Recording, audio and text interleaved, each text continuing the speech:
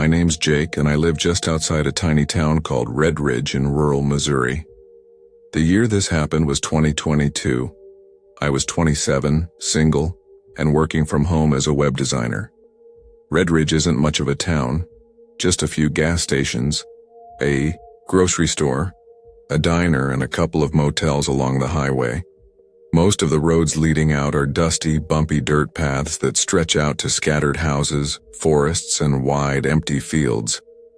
It was a Tuesday, and I'd wrapped up work around 6 like usual. I decided to head into town to grab some groceries and household stuff. Even though Red Ridge sits right along the highway, it's never that busy. There's not a lot of foot traffic, and most people just pass through without stopping.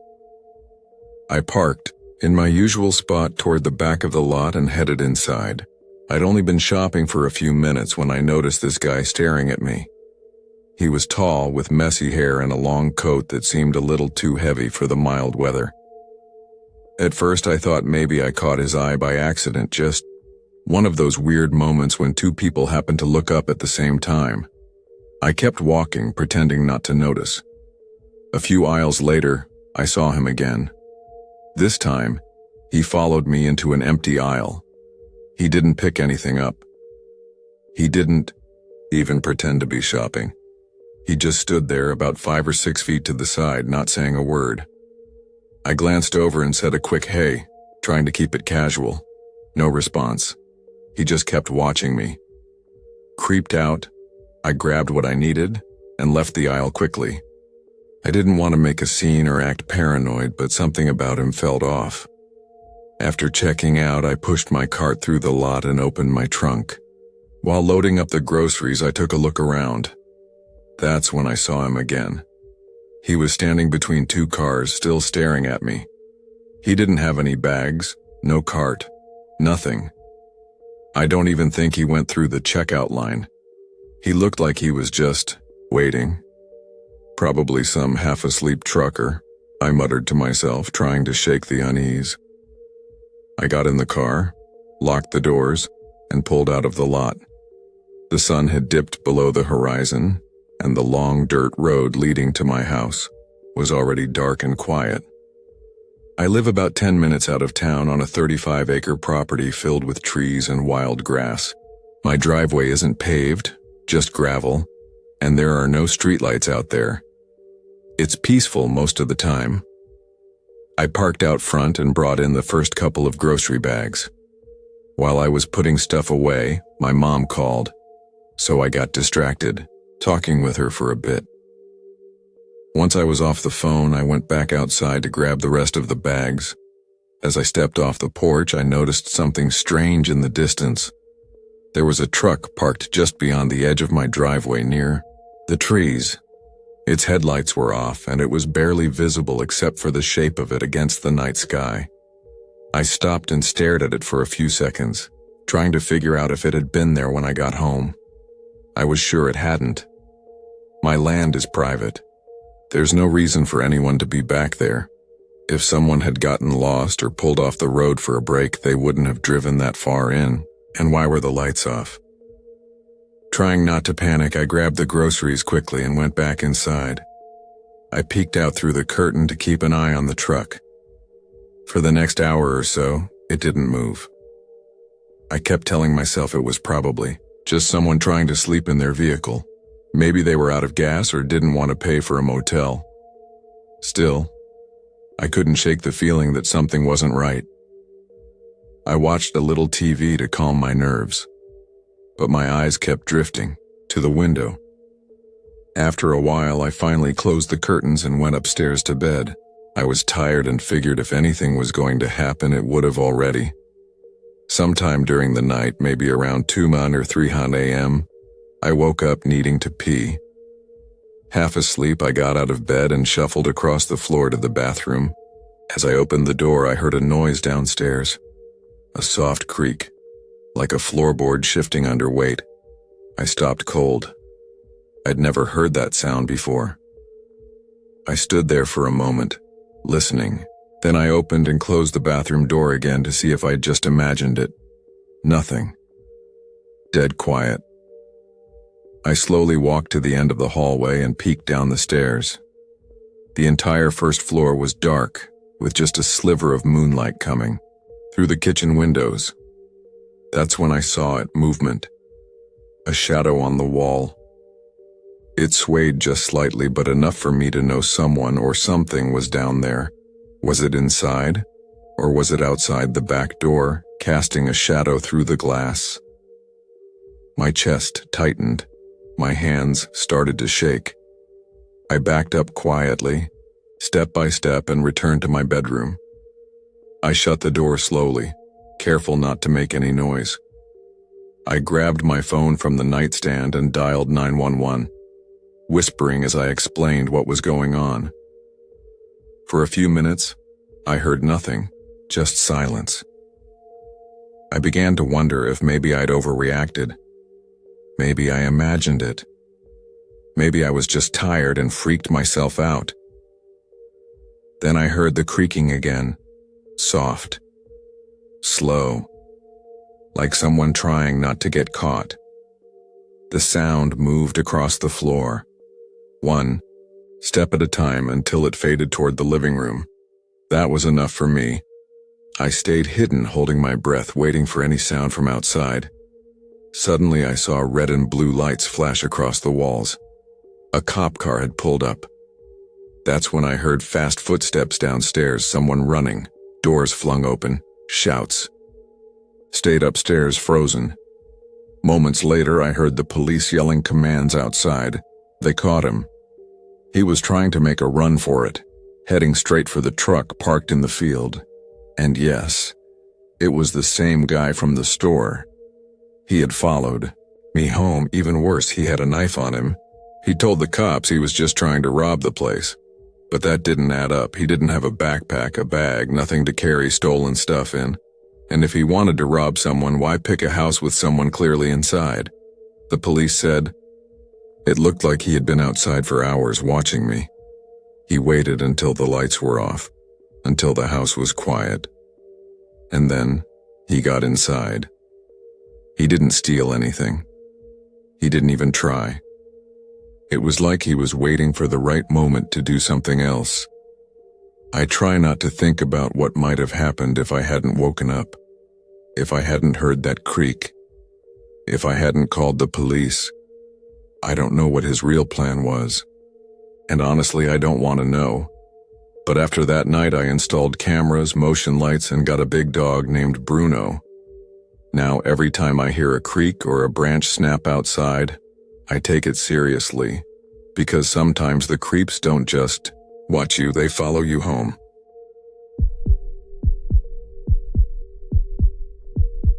It was back in the summer of 2019, and I was on a road trip by myself, just taking my time getting home after visiting my cousin in Missouri. My name's Jake. I was 26 then, and I'd been driving for days, stopping at cheap motels and crashing wherever I could. After my last visit, I had about 8 hours of driving ahead to get back to Ohio, and most of the route was just back roads through quiet forests and empty highways. I'd planned one last stop for the night before heading home, an old cabin I found on a rental site. It was a little place tucked away in the woods, about 2 hours from where I'd just been. It looked kind of cool in the pictures. Nothing fancy, just simple and quiet.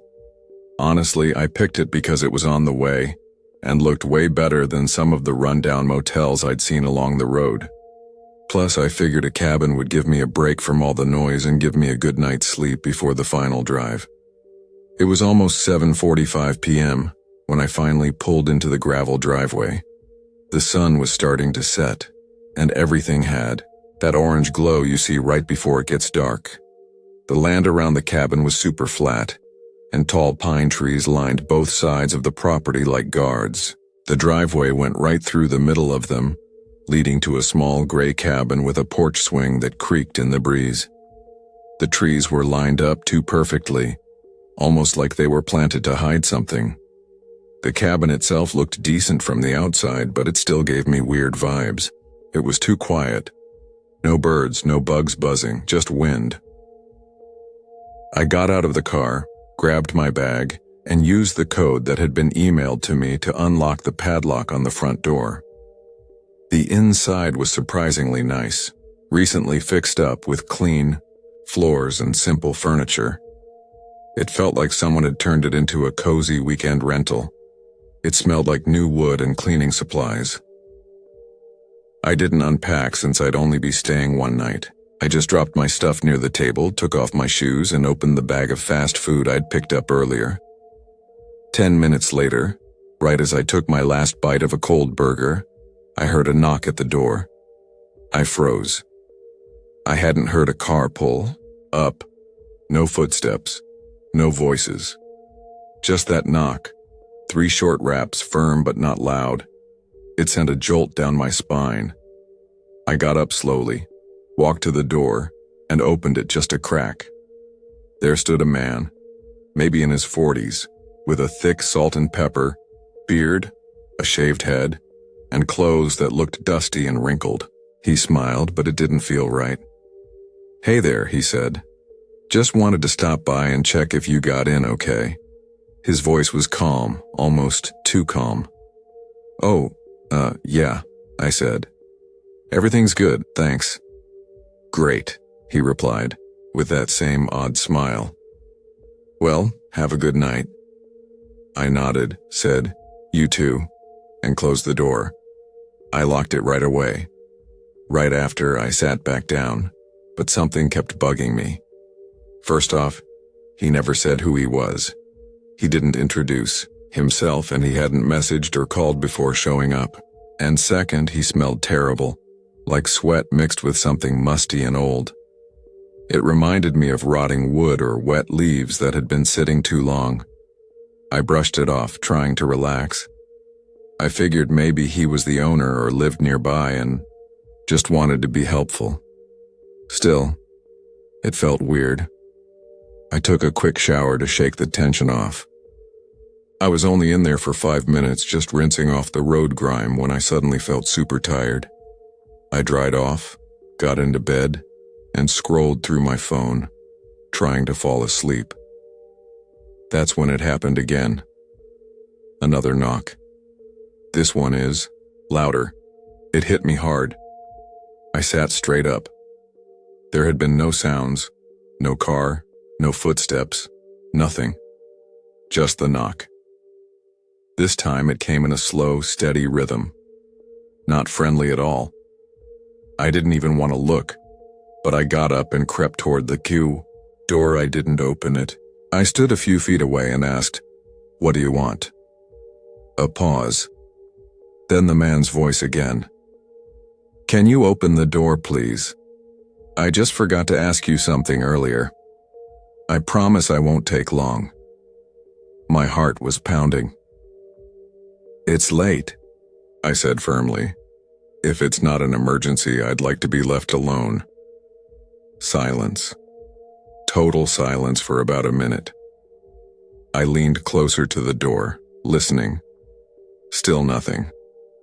Then I slowly moved toward the tiny window next to the door and looked out. No one. He was gone. But I hadn't heard him walk away. The gravel outside should have crunched under his boots. It was dead quiet, like he had vanished. I stood there frozen, listening. That's when I saw it. In the living room, one of the curtains had a gap. I turned my head and saw his face. His eyes were locked on mine through the glass, wide open, like he was waiting for something. He didn't blink. He didn't move. I freaked out. I sprinted back to the bedroom, shut the door, and grabbed my phone. I dialed 911, trying to keep my voice steady while explaining what was going on. The operator told me officers were already on their way and to stay where I was. As I waited, I heard a soft scraping sound from the living room. It was the sound of a window being pushed up. I knew it had to be him, but that made no sense. If he was really the owner, wouldn't he have a key? Why try the window? That's when it hit me. He wasn't the host. I stayed hidden in the bedroom, phone still in hand, trying not to make a sound. I heard the window stop moving. Then footsteps, just 2 or 3 soft ones on the wood floor, like he had climbed halfway in. But then nothing.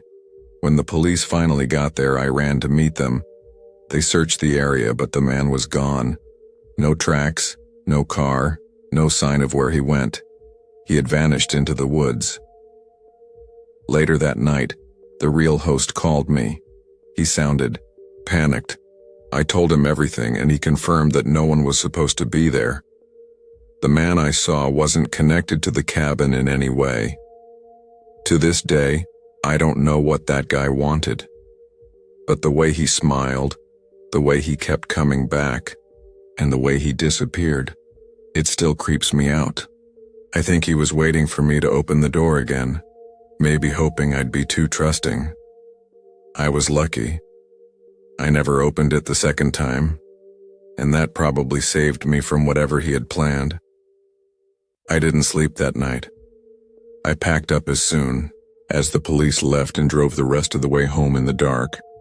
I haven't stayed at a cabin since.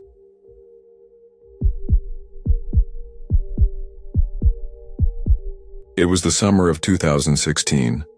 I was 17 back then, and my cousin Leo, who was only 8, came with me and my aunt on a trip. We were headed to a small wooden cabin out in the middle of nowhere, deep in the woods of Oregon. It wasn't one of those fancy cabins with hot tubs and big TVs. This place looked like it had been standing for 50 years and might fall apart if you slammed a door too hard. My aunt had found it online and booked it for a whole week. She said we could use the trip to relax and maybe check out a few small towns nearby. She'd been talking about moving to a quieter place for a while. I don't think she really checked the location well, though. The cabin was about 40 minutes away from the nearest grocery store. There was no cell service, no neighbors, just trees, dirt roads, and more trees. We packed up and left early in the morning. The drive took over 11 hours, and by the time we got there, the sky was turning orange. I remember the way the sun dipped below the trees, casting long shadows across the dirt path that led to the cabin. It looked peaceful, but also kind of empty. The kind of quiet that makes your ears ring. The cabin creaked when we stepped inside, like it was waking up after a long nap. The floors weren't even and the windows were foggy.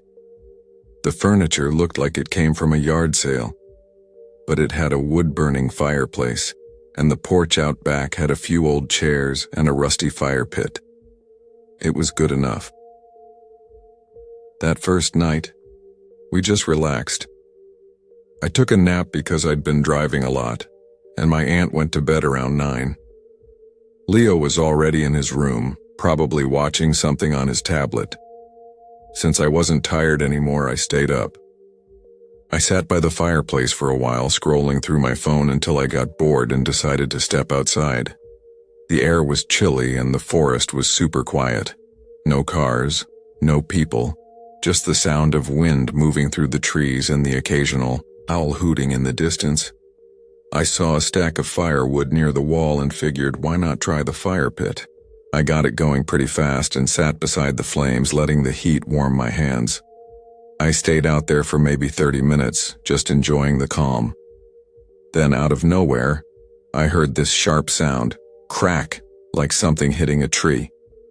It echoed through the woods. I sat up straight, heart thumping a little. It wasn't a branch falling. It sounded too clean, too sharp, almost like an axe chopping into wood.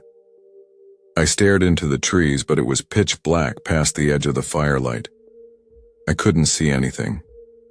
Still, I had this weird feeling, like someone was out there watching. I waited for another sound. Nothing.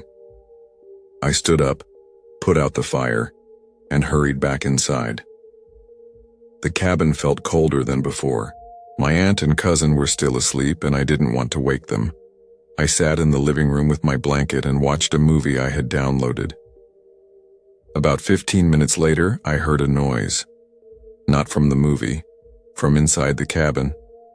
I paused it and listened. At first I thought maybe someone had gotten up to use the bathroom, but the sound came again, this time from outside near the living room wall. There was a single window there, and nothing else. I leaned in a little closer to hear better. Suddenly, bang, bang, bang. 3 hard knocks hit the front door, loud enough to make the wooden wall shake. I froze. My heart started racing. Who would be knocking on our door in the middle of nowhere at almost midnight? My aunt came rushing out of her room. "What was that?" she whispered. I told her someone was at the door. She grabbed her phone and started dialing 911 right away. I walked to the door slowly and looked through the peephole. There was no porch light, but I could make out a shape. A man. He was just standing there staring at the door. In one of his hands I saw something long and dark. It was a wooden axe. My stomach dropped. He didn't say anything. Didn't ask for help. Just stood there, holding the axe. Then he started, hitting the door again. Bang, bang, bang, louder and angrier this time. My aunt was talking to the operator, trying to explain where we were. I was too scared to move. Then, without warning, the man slammed the axe into the door. Crack, the blade poked through the wood. That was it. We ran to the farthest bedroom, locked the door, and pushed a dresser in front of it. My cousin was awake now, crying. We all huddled in the corner, waiting and listening. More axe hits followed, maybe 4 or 5. Then everything went quiet. We didn't know if he was gone or if he was just standing there waiting. We stayed in that room until we heard sirens. It took about 15 minutes for a sheriff to arrive. That was honestly faster than I thought, considering how far out we were. When we came out, the front door had deep gashes in it, but it was still standing. The man was gone. No footprints, no sign of where he went, just trees and silence. The police think the guy saw my fire from the woods and followed it, but nobody knows why he was out there in the middle of the night with an axe. He never said a word. He never showed his face, and he never came back. We left the cabin that same night and never returned. My aunt dropped the idea of moving out to the country. None of us ever wanted to be that far away from other people again. And me? I don't light campfires anymore.